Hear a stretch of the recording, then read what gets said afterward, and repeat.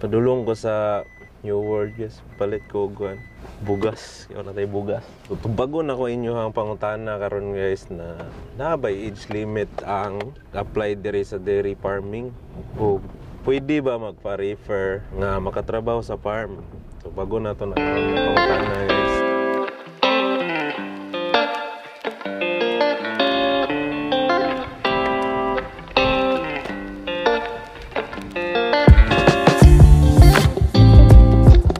First question guys, na by age limit ang pagpang-apply sa dairy farming? So, base lang sa kuwang nahibalaan guys, wala siya specific nga age. Sa una, kuwang kauban, 44 years old na siya ni abot diri. As long as kaya pa sa lawas, wala kay kabilinggan sa imuhang lawas, nga makaapekto sa trabaho nimo, okay ra kay na.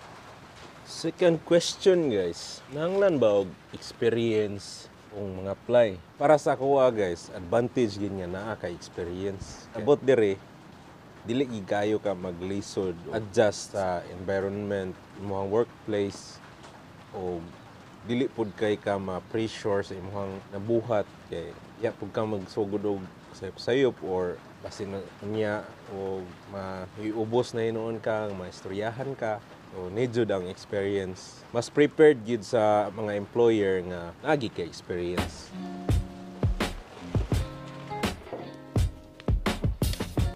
So, katulong nga pangutana guys. Kuya, possible ba nga ma-refer ko nimo diha sa imong farm?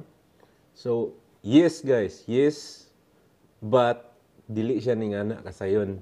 Ngani ang sitwasyon. Sa akuang farm, small farm lang ni siya. Number of cows ani nga farm is only 350 and isa lang ang need nga worker sa akuang employer.